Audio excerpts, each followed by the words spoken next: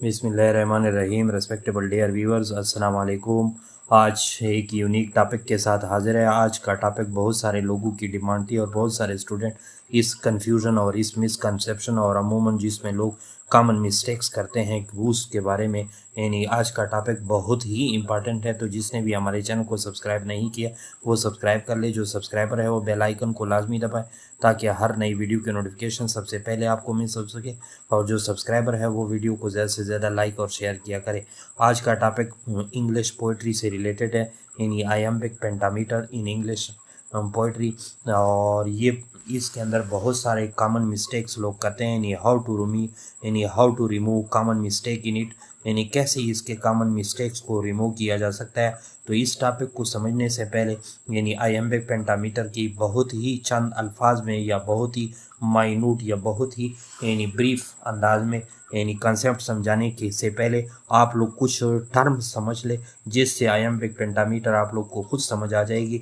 तो अमूमन एक जो इंग्लिश में वर्ड इस्तेमाल होता है जिसको आप लोग सेलेबल कहते हैं। सेलेबल के अंदर इन स्ट्रेस और अनस्ट्रेस होता है। तो ये व्हाट इज सेलेबल, सेलेबल क्या होता है ये इसको भी समझेंगे पहले, और फिर इसके बाद रिदम को समझेंगे कि रिदम पोइट्री के अंदर क्या होता है। इसके बाद फुट को समझेंगे, इसके बाद जो है मीटर को समझेंगे, एंड एट द एंड जो है आयम्बिक पेंटामीटर की मैं इंटरप्रिटेशन दूंगा। और इससे आपको लोग के सामने सारे वो मिस्टेक और सारे वो कन्फ्यूजन आप लोग के दूर हो जाएंगे। तो टॉपिक की शुरुआत की जानिब जाते हैं और टॉपिक की शुरुआत भी यानी आयम्बिक पेंटामीटर के उस सेलेबल से लेते हैं कि व्हाट इज सेलेबल या डिफाइन सेलेबल। तो अमूमन सेलेबल जो होते हैं ये साउंड का एक चैप्टर है, या सेलेबल्स जो होते हैं are the units of sound in a word और फ्रेज, या फ्रेज की सूरत में या वर्ड के अंदर ये साउंड के वो चैप्टर्स होते हैं या वो सेक्शन होते हैं। और it can be either stress, यानी स्ट्रेस का मतलब होता है जिस पे ज़्यादा जोर दिया जाता है या जिसको एम्फेसाइज किया जाता है, और अनस्ट्रेस यानी जिसको अनएम्फेसाइज किया जाता है। यानी स्ट्रेस को एम्फेसाइज भी कहते हैं और अनस्ट्रेस को अनएम्फेसाइज भी कहते हैं। तो सेलेबल को इस तरह समझे कि व्हाट इज सेलेबल, या यानी आयम्बिक पेंटामीटर पे जाने से पहले आप लोग इस तरह समझ ले कि ये साउंड के वो चैप्टर होते हैं जो किसी वर्ड के अंदर या किसी फ्रेज के अंदर या यानी जोर देकर हमें पता चलता है एम्फेसाइज अंदाज में स्ट्रेस की सूरत में, या गैर जोर देकर यानी जिस पे को साइलेंट अंदाज में गुजारना पड़ता है जिसको अनस्ट्रेस कहते हैं। तो अगर ये साउंड के साथ रिलेटेड है तो इसका मतलब ये है कि ये प्रोनाउंसिएशन से रिलेटेड है, यानी लफ्ज़ की अदायगी। तो प्रोनाउंसिएशन जब भी हम करते हैं तो हमारे थ्रोट का बहुत बड़ा रोल होता है, यानी थ्रोट से मुराद हमारे जो है यानी गले का बहुत बड़ा रोल होता है। और अमूमन दो किस्म के जो है यानी साउंड वहाँ से निकलते हैं। साउंड तो कई टाइप्स के वहाँ से निकल सकते हैं, लेकिन जो मेन दो है वो उसको समझने की मैं कोशिश कर रहा हूँ। एक में जिसमें गले यानी गला उस लफ्ज़ के उसी पोर्शन पे या उसी सेक्शन पे जोर देता है, और उस जोर दिए गए लफ्ज़ को यानी जोर दिए गए यानी जगह को या पोर्शन को, क्योंकि जब भी हम यानी थ्रोट से कोई आवाज़ निकालते हैं तो उसके साथ हमारी ब्रेथ भी निकल आती है, यानी सांस भी निकल आती है और आवाज़ भी निकल आती है। तो ये बेसिकली जो आवाज़ और सांस, एक ही सांस के साथ जितनी आवाज़ निकल आती है किसी लफ्ज़ को पुकारने के लिए, तो यही बेसिकली सेलेबल कहलाता है इंग्लिश में। तो बेसिकली दो किस्म के साउंड निकलते हैं थ्रोट से।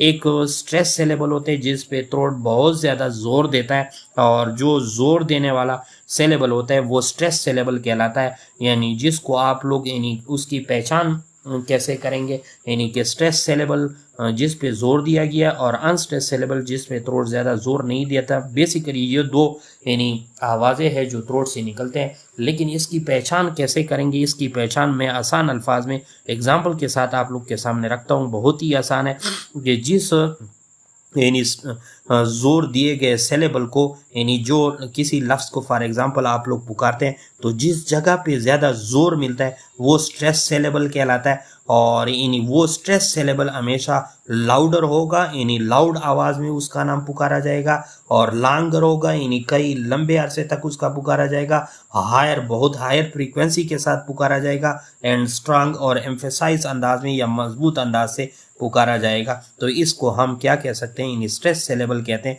फॉर एग्जांपल यानी एप्पल, एप्पल, एप्पल, एप्पल की मिसाल आप लोग के स्क्रीन पे वाजे है, यानी इसमें ए को मैंने कैपिटल लिखा हुआ है। ए स्ट्रेस सेलेबल क्योंकि हम a apple, apple, apple, apple. Apple से मुराद ए को हम स्ट्रेस देकर पढ़ रहे हैं और स्ट्रांग मजबूत पढ़ रहे हैं और हायर पढ़ रहे हैं, लाउडर पढ़ रहे हैं और लॉन्गर पढ़ रहे हैं, यानी एप्पल, एप्पल। इसमें ए को यानी लंबे अरसे तक लॉन्गर, लाउडर, हायर और स्ट्रांग अंदाज में पढ़ रहे हैं। इसी वजह से इस एपाल के अंदर यानी ए जो है स्ट्रेस सिलेबल है, यानी उस पर ज़्यादा जोर दिया गया है, और पल जो है वो अनस्ट्रेस सिलेबल है जिस पे ज़्यादा जोर नहीं दिया गया। अब यहाँ पे एक और भी हिडन कंसेप्ट समझे कि जिस पे ज़्यादा जोर देते हैं या जिस पे ज़्यादा जोर नहीं देते, तो ये बेसिकली जो सेलेबल होते हैं, यानी सेलेबल इस तरह समझे कि जो किसी लफ्ज़ को पुकारने के लिए जो सांस या आवाज़ मुंह से एक दफ़ा निकल आए उसको हम सेलेबल कहते हैं। तो बेसिकली एप्पल के लिए हम दो दफ़ा यानी एक दफ़ा ऊंची आवाज़ में जिसमें यानी स्ट्रेस है और दूसरी दफ़ा यानी कम आवाज़ में जिसमें अनस्ट्रेस है, तो ये बेसिकली डाई सेलेबिक वर्ड फिर बन जाता है क्योंकि उसमें स्ट्रेस और अनस्ट्रेस दोनों मिल जाते हैं। इसी वजह से ये डाई सेलेबिक वर्ड बन जाता है। अब अनस्ट्रेस को कैसे समझा जाएगा कि वो आवाज़ के लिहाज से शार्टर होगा, यानी क्विटर होगा, खामोश होगा, लोअर होगा यानी कम आवाज़ के साथ, एंड वीक होगा यानी स्ट्रांग की बनिस्बत। यानी कैसे, नीचे एग्जाम्पल मैंने दिया गया है अप्लाई। अब अप्लाई अब इसमें ए पे इतना ज़्यादा जोर नहीं दिया गया जितना प्लाई पे दिया गया है। तो बेसिकली ये दोनों सिमिलर वर्ड है, यानी मतलब है एक तरह ए के साथ स्टार्ट होने वाले अल्फाज हैं, लेकिन दोनों के अंदर मुख्तलिफ फिनामिना, मुख्तलिफ प्रोसेस है। एप्पल के अंदर पहले स्ट्रेस सिलेबल था और पल जो था वो अनस्ट्रेस था।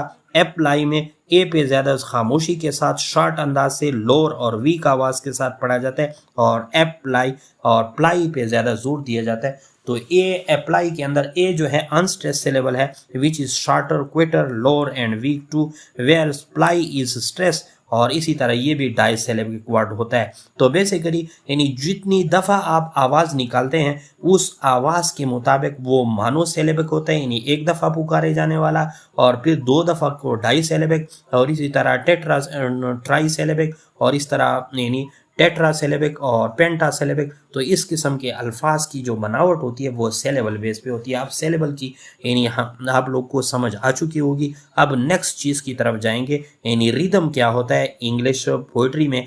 तो रिदम को भी आप लोग समझे। रिदम बेसिकली तरन्नम को कहा जाता है, यानी किसी चीज़ को जब आप तरन्नम के साथ यानी गायकी के साथ या किसी अच्छे अंदाज के साथ या किसी मतलब तरतीब के साथ उसको यानी उसके उतार चढ़ाव जो होता है यानी अप्स एंड डाउन्स के साथ जो उतार चढ़ाव के साथ तरन्नम के साथ गायकी होती है वो रिदम कहलाती है बेसिकली। तो ये इंग्लिश पोइट्री में क्या होता है, it refers to the pattern of stress and unstress syllable that create sense of musicality and flow in a poem.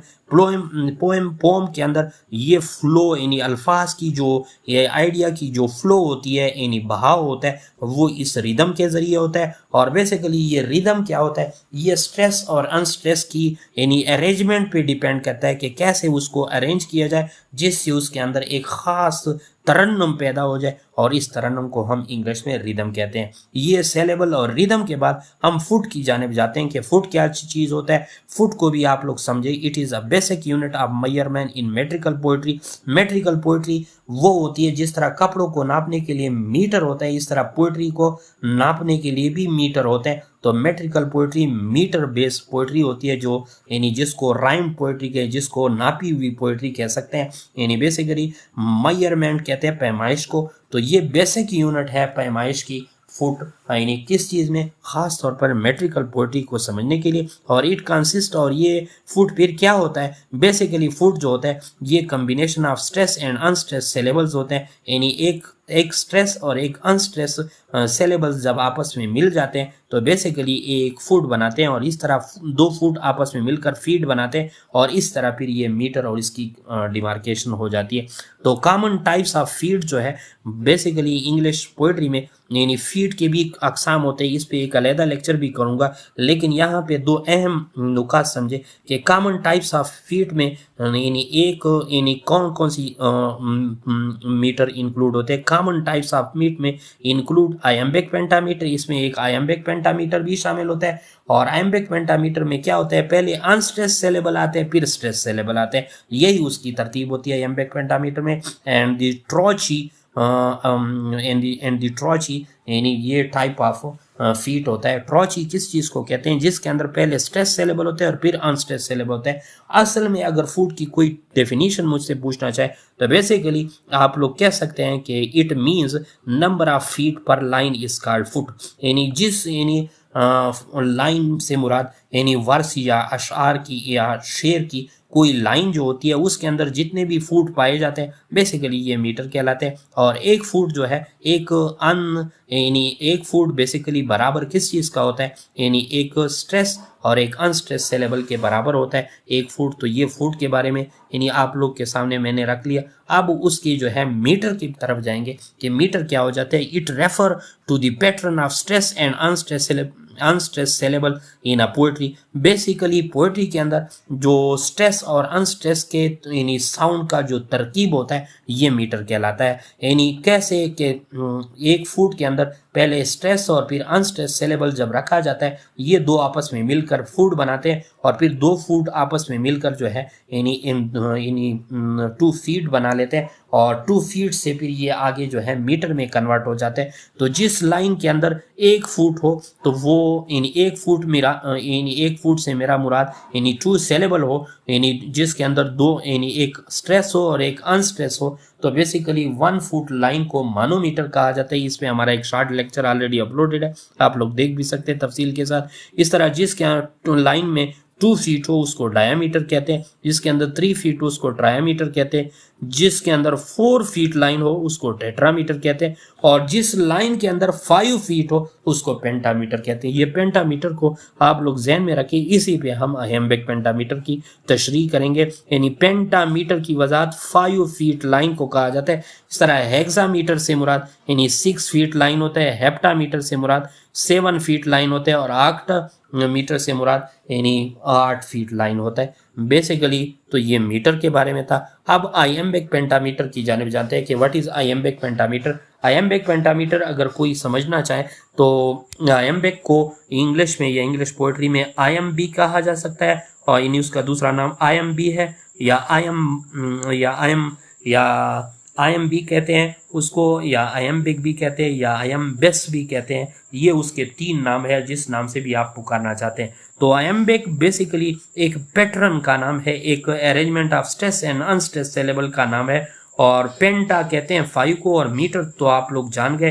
पेंटा किस चीज़ को कहते हैं 5 को और मीटर किस चीज़ को कहते हैं यानी जो आप लोग यानी फुट और यानी फुट और plus foot is equal to 2 feet. और इसी तरह मीटर में यानी स्ट्रेस और अनस्ट्रेस सेलेबल की वजह से यानी जितनी भी चीज़ें वो आ जाती है वो मीटर के ज़िम्मे में आते हैं। तो मीटर और पेंटा मीन्स 5 और मीटर तो आप लोग जान गए। आयम्बेक बेसिकली एक पैटर्न या अरेंजमेंट का नाम है। तो पेंटा मीन्स 5 फीट, 5 फीट से मुराद यानी 10 syllables totally. Iambic is a pattern means arrangement of rhythm where unstressed syllable any shorter, quicker, lower, emphasize, weak are followed by the stressed syllable longer, louder, higher या strong या emphasise. यानी इसको इस तरह समझे कि आयम्बिक पेंटामीटर क्या चीज़ होता है। ये बेसिकली 5 फीट की लाइंस होते हैं और 5 फीट की जो लाइंस होते हैं उसमें 5 फीट से क्या मुराद है यानी उसके अंदर 5 स्ट्रेस होंगे और 5 अनस्ट्रेस सेलेबल होंगे और इस तरह ये 5 फीट का जो यानी पोर्शन होगा या यानी उसकी अरेंजमेंट होगी ये बेसिकली क्या कहलाएगी, ये आयम्बिक पेंटामीटर कहलाएगी। यानी आयम्बिक पेंटामीटर 5 फीट पे मुश्तमिल एक लाइन होगी जिसके अंदर 10 syllables होंगे और 10 syllables से आयम्बिक से मुराद ये है बेसिकली ये अरेंजमेंट ऑफ रिदम होता है कि कैसे रिदम को अरेंज किया जाए। और आयम्बिक पेंटामीटर में पहले अनस्ट्रेस होगा फिर स्ट्रेस होगा फिर इस चीज़ की जो तरतीब होगी इस चीज़ को या such rhythmic arrangement of syllable is called iambic pentameter. तो पोइट्री में यानी जब भी पहले अनस्ट्रेस आएगा फिर स्ट्रेस सेलेबल आएंगे तो इस किस्म की जो अरेंजमेंट होगी ये आयम्बिक पेंटामीटर में आएंगी। मुख्तलिफ किस्म की पोइट्री यानी सानेट 118 को आप लोग लिख सकते हैं। इसी तरह बहुत सारे पोइम्स है आप लोग उसको देख भी सकते हैं बहुत जिसके अंदर पहले अनस्ट्रेस है फिर स्ट्रेस है और इस किस्म की बनावट की वजह से वो जो है फिर आयम्बिक पेंटामीटर में शुमार होते हैं। तो आयम्बिक यानी अगर कोई मज़ीद भी शॉर्ट करना करने में समझने की कोशिश करते हैं। तो बेसिकली ये यानी स्ट्रेस, अनस्ट्रेस और स्ट्रेस की एक मैनेजमेंट या अरेंजमेंट है। आयम्बिक पेंटामीटर की एग्जांपल में अगर आप लोग देख रहे हैं तो सबसे पहले एग्जांपल आप लोग अवेक ले सकते हैं। अवेक में ए पे अनस्ट्रेस है और वेक पे जो है स्ट्रेस है।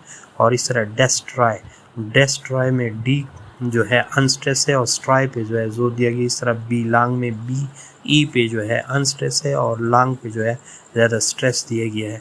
और ये iambic pentameter can be use with any metre in poetry. यानी आयम्बिक पेंटामीटर के अलावा आयम्बिक टेट्रामीटर भी हो सकते हैं, आयम्बिक जो है हेक्सामीटर भी हो सकता है। तो जो भी आप उसके साथ यूज़ करना चाहे तो